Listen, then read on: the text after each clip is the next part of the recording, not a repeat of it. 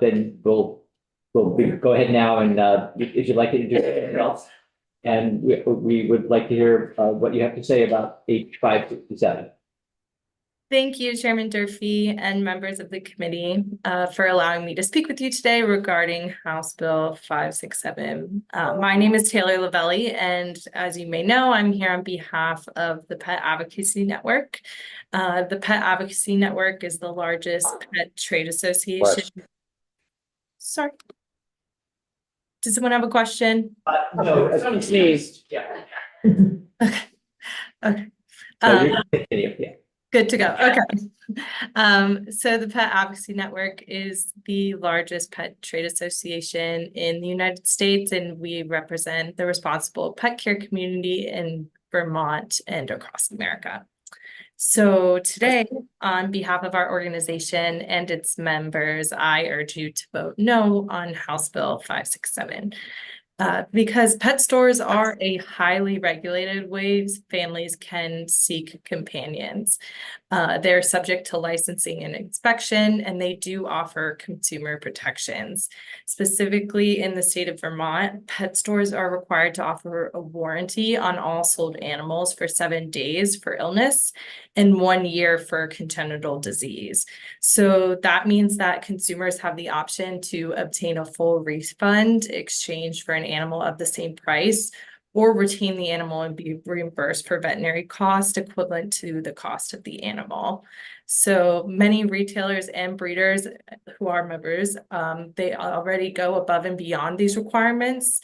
So this really does incentivize pet stores to source from responsible breeders and sell healthy animals in order to maintain a successful business. I do know that there is a grandfather clause proposed in House Bill 567, which limits the ability for additional regulated businesses to be established in Vermont, and also limits the ability of current businesses to expand. Grandfather clauses are also subject to being removed, which was seen with the pet sale ban in Washington state. So it essentially applied across the board. I would think that Vermont should instead support responsible businesses who want to do the right thing and comply with regulations instead of punishing them and prohibiting their ability to operate. This ban will only hurt an industry made up of mostly small businesses who depend on live animals to stay afloat based on their business model. This ban could also set a precedent to expand to other animals beyond cats and dogs, which more pet stores in Vermont are selling. We definitely agree that there are bad actors, but pet sale bans will not solve this problem. We instead encourage the state of Vermont to work with us to find ways to actually address this issue through solutions such as strengthening sourcing restrictions and enhancing consumer protections. When I sent over resources, I did send over some sourcing restriction examples that other states have in place that are effective.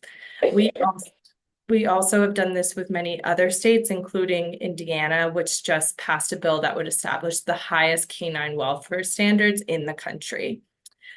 Again, the Pet Advocacy Network aims to protect pet choice, which is the ability for families to choose the animal that is best for them. This helps families choose animals that are best for their lifestyle and then prevents them from relinquishing additional animals into shelters. Eliminating pet stores as an option will only hurt pet choice and responsible businesses. I welcome the opportunity to work with you in ways to correctly address the issue this bill attempts to, and urge you to vote no on House Bill 567. And thank you again so much for allowing me to speak with you today, and I'm happy to answer any questions. Thank you, Taylor. Committee members, any questions? Representative Levin. I think it's more a statement. Unless I'm misreading the bill, I'm pretty sure we're not saying we want to ban pet stores. We want to limit what they can sell. So that's parsing language in a way that's a little bit misleading. No, yeah, and I understand that. It's just limiting their ability to sell. Some pet stores are based off the model that their business model is subject to selling animals. Again, pets PetSmart and Petco was used as an example of they work with shelters because they're big corporations who can afford to, buy in bulk and profit off of just merchandise. So our concern is that some small businesses base their models off of selling live animals, and that this could also expand to other animals besides just cats, dogs, and wolf hybrids. Got it. Representative Lipsky. Yes, thank you, Taylor. We heard earlier testimony, you say there's a 7-day veterinary warranty but there may be some medical issues that may not emerge for a month or even longer. Mhm. There was also some testimony, use the word congenital. Not sure what that means, but where some puppies arrived or that had been gnawing on cages and had dental damage that led to other maybe infections or issues. How do you deal with those sort of issues, and where does that fit in on the warranty? Yeah, so just so I make sure I'm answering all parts of the question, congenital in Vermont, congenital issues is a 1-year warranty. So it goes beyond that 7 days. Something you all could look at is extending the warranty for illness. I encourage you to reach out to, if that's something you chose to do, work with your state vet or work with the Vermont VMA to see what would be suitable. But things like issues with dental problems that they experienced from chewing on cages, if that was the case, you could take that animal to a vet to see if they see any of those issues right after you purchase the animal. Let's go, you all set. Thank you. Thank you. Other questions? Taylor, I had asked earlier about the ownership of the existing store in Vermont, whether it's independent or owned by. I guess I was thinking, is the business model typically one that involves chain, like what we think of as a chain, corporate ownership? So thinking beyond the store in Vermont, in other states, can you tell us anything about ownership? Yeah, of course. And again, correct me if I'm not answering your question as you thought. So we know that the majority of businesses that are pet stores are small businesses, but there are definitely franchises and chains. But the ones that we work with, they do uphold standards of care. In fact, there are a lot of times backing bills that are trying to improve sourcing restrictions. So trying to regulate where these businesses are getting their animals from. So I know sometimes we think of these like giant chains as a bad thing, but that's not always the case. And they're also a lot of times a huge voice and advocate for better legislation and care of these animals. And we saw that in Indiana recently too, with the bill that they just passed. And you may have said this earlier, Taylor, where are you based? So I'm based right outside of Washington, D.C. in Alexandria, but my states are mostly in the New England area that I work with. Any other questions from the committee? Okay, good. Thank you very much. Thank Taylor. you. I appreciate the opportunity. I also just wanted to say that your committee assistant working with Sidonia was very wonderful. They were super on top of everything and responsive, and I just wanted to say I appreciate that. Thank you for that acknowledgement. And I will mention also, just as a reminder to the committee, that there are several documents posted on our committee page under this bill, including a couple of communications from Taylor. Thank you. And now we'll turn to Amy. Hello. Good morning. Good morning. Chairman and members of the committee, my name is Amy Jesse, and I am the Puppy Mill Policy Director for the Humane Society of the United States. In strong support of H567, I work on this issue across the nation, and so I can provide more of a big picture view of this legislation to help support all the additional testimony that you have heard with a more local focus. H567 is a common sense animal welfare and consumer protection bill that will prevent the sale of dogs and cats in any additional pet stores. It will not change the current pet market in Vermont, since the one store that occasionally sells puppies will be able to continue to do so. And most Vermont residents will continue to obtain the pet of their choice from shelters, rescues, and responsible breeders who only sell directly to the public, never through pet stores. 7 states and over 480 localities across the nation prohibit the sale of dogs and cats in pet stores. H567 is modeled after Maine's law that was enacted in 2019 and is working as intended with none of the scenarios you've just heard about. New York's pet store law goes into effect in December and will stop 50+ pet stores from selling puppies. And Massachusetts, New Jersey, Pennsylvania, and Michigan are all seriously considering legislation similar to this now. So why is there this growing movement across the country to stop the sale of commercially raised puppies in pet stores? Well, the puppy mill to pet store pipeline is the driving force behind these laws. Public records show that most pet store puppies come from massive Midwest puppy mills that treat mother dogs like breeding machines and puppies like mere products. To that point, USDA data shows that these laws work. As about 1/3 of puppy stores have had to stop selling puppies, the average size of a USDA licensed mass breeding facility has shrunk by about 1/3, with 32,000 less breeding dogs than 10 years ago. Now, consumer protection is a close second. Selling puppies in pet stores is terrible for consumers who are often duped into buying a puppy for thousands of dollars based on false promises, only to later learn the puppy was from a puppy mill, sick, genetically disordered, or a different breed than what they were promised. We hear from devastated customers regularly through our puppy buyer complaint form, and a summary of these complaints was submitted to the committee. Most puppy selling pet stores also engage in predatory lending. Since few can afford a pet store puppy outright, financing through third-party lenders is a key part of the pet store sales pitch, and sales staff often rush customers through the fine print. We've seen interest rates up to 198%, even in states with interest rate caps, because of these rent-a-bank schemes that you may have heard of, leading to financial devastation for so many families. And far too often, the most heartbreaking stories we hear are from families who are still paying off their puppy who died shortly after purchase. Also, there's no reason any pet store needs to sell puppies. Industry reports show that the pet products and pet services industry is thriving, with Americans spending $136 billion on their pets in 2022. And this industry is only expected to grow. Of the top 30 pet store chains in North America, only 1 sells puppies.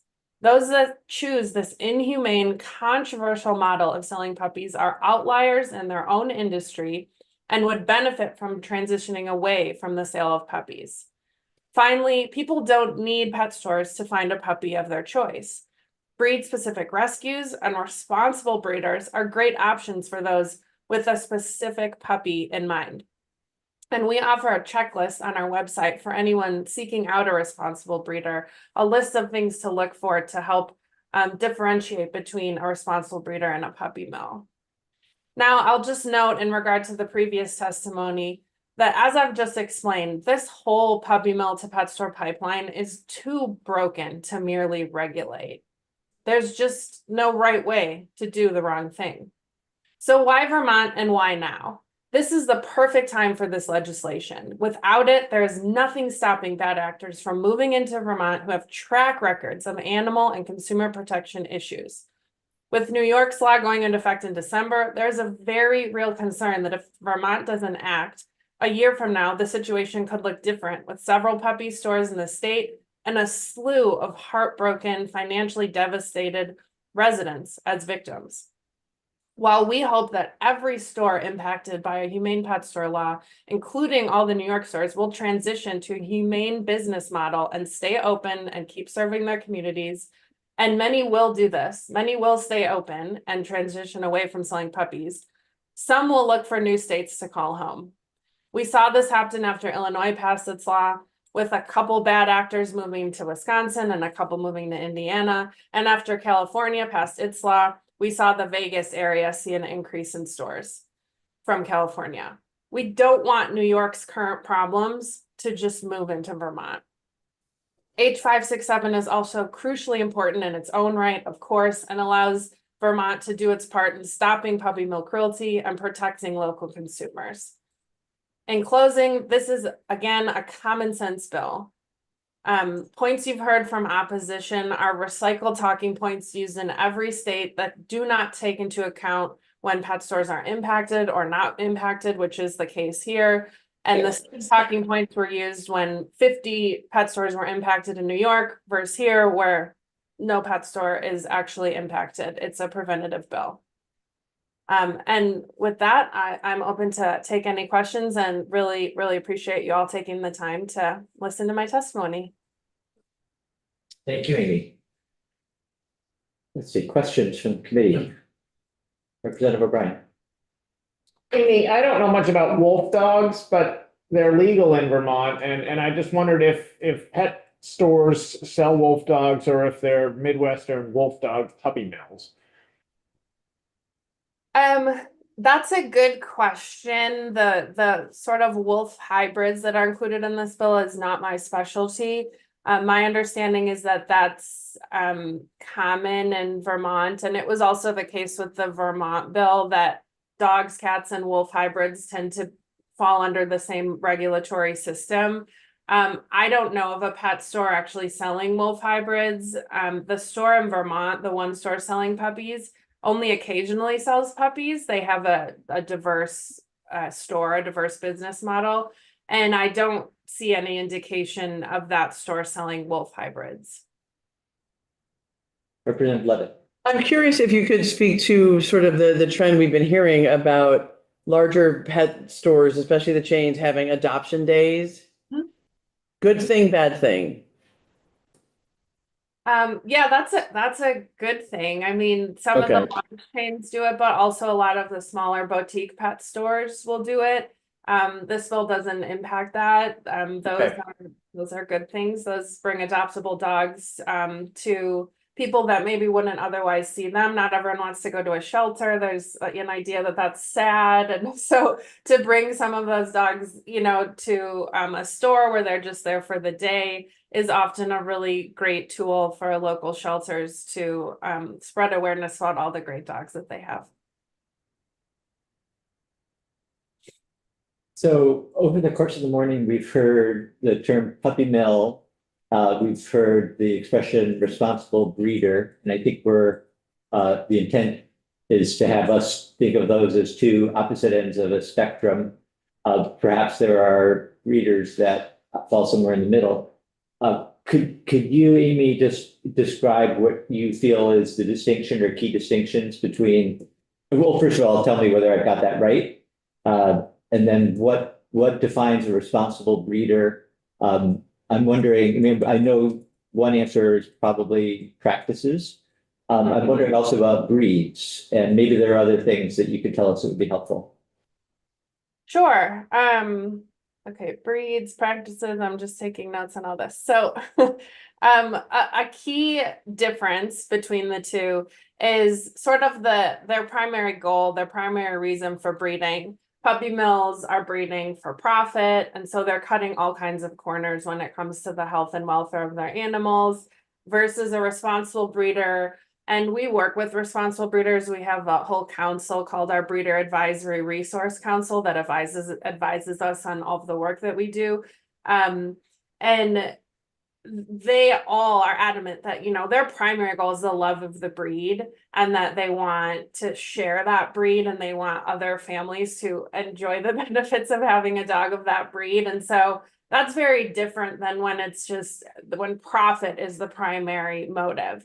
And then from there, a key distinction between the two is that a responsible breeder is only going to sell puppies directly to the public, because they're going to want to screen any family just as much as that family might want to screen them. They're going to ask questions. They're going to make sure that the family is able to care for the dog and that maybe understands the maybe some unique features of the breed. They're also going to make sure that if that family can't care for the dog, that the dog comes back to the breeder. A responsible breeder always will take a dog back. They never want the dog to end up in a shelter.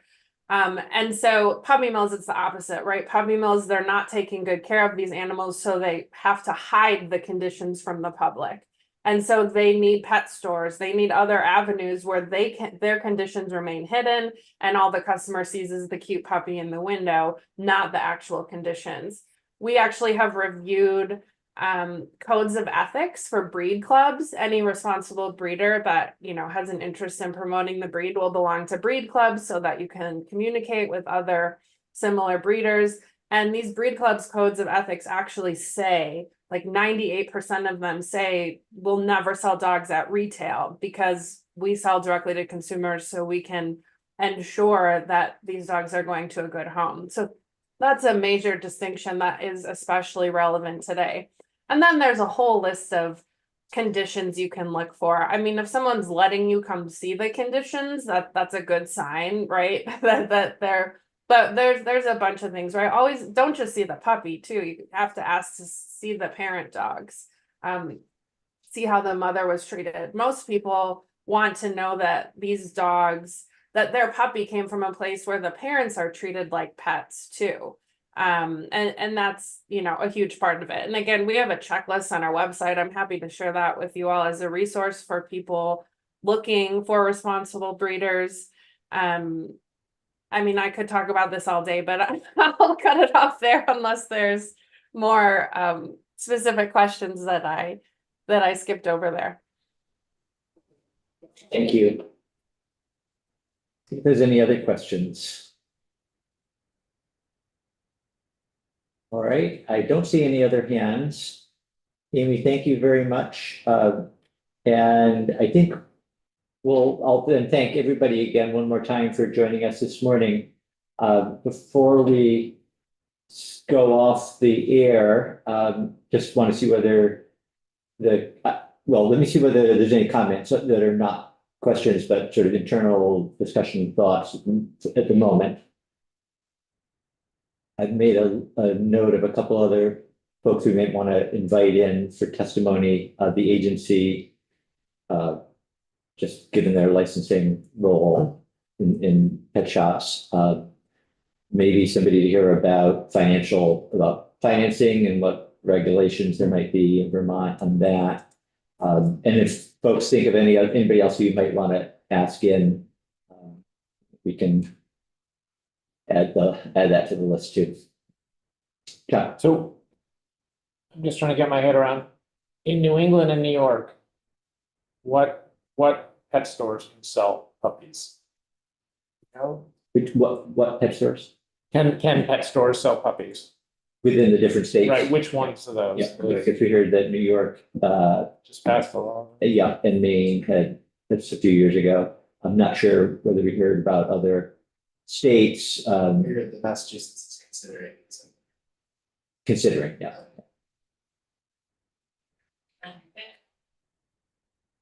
and I just heard a whisper on the wind, like Connecticut. Connecticut, yeah. We can get some answers to that. Okay. Question, yeah. So under that discussion, is Vermont considering, like Massachusetts is considering? I would Is say that the same? I would say by definition, yes, I Vocabulary. think that's what that refers to, that there's legislation in their legislature. And Thank you. We don't know about Rhode Island or New Hampshire. Don't know that we heard about either of those, yeah. We heard 7. Oh, she's got her. I cover all that at Coast, so I could tell you if it's You relevant. want to come back up? Yeah, thank you. Thanks. For the record, again, my name is Joanne Borbo from the Humane Society of the United States.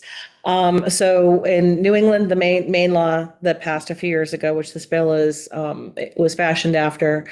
But those pet stores were grandfathered in. So there are some puppy selling pet stores in the state still. The New York law, which passed and will be enacted in December. We had bills introduced in New Hampshire this year, which did not make it across the finish line. We had a bill introduced in Connecticut as well that did not get called for a vote. It's a short session. Rhode Island, I don't think I've seen. We did pass legislation a few years ago in Rhode Island that was more focused on sourcing and requiring that the pet stores have the sourcing information on their cages so that consumers know where those animals came from. So that passed several years ago. It wasn't a ban like this bill is. I'm trying to think other New England states. I think that's it for New England. Yeah. And The yeah, Massachusetts bill is in committee now, and that's the status of the Massachusetts bill. And we're hopeful that will be moving out of committee shortly. Do you see value then in a region that really has, a sort of region-wide ban? Because mhm, then, as far as a market goes. Right. that's the Northeast Absolutely. would be like, because New England is so small and geographically it's really easy, New Hampshire is tax-free. So there are a lot of opportunities for those, for the model that we don't support moving into Vermont and other New England states. Absolutely. So trying to close that gap. Oh, to that point, since the suggestion has been made that New York and Vermont are, share a border and that what happens in New York could affect Vermont. Has there been any indication that when Maine passed its law that stores moved, or was it because it was grandfathered, not the same situation? Right. I don't believe, and maybe Amy can answer that question, but I don't believe that there was any mass exodus, right, Amy? Right, and In then Maine. Maine, it was a very small industry, just like Vermont. So there were, I think, 4 pet stores at the time. Now there are only a couple, and those stores just moved away from selling puppies on their own that were grandfathered in. So it's a different situation. With the 7 state laws, it's sort of some grandfathered in, and those are states with really small industries at the time the bill passed. Versus the states with the larger industries, they did not grandfather in because the problem was so massive that wouldn't have done as much if they let all the existing stores keep selling puppies. So there is kind of a division based largely on just the size of the industry.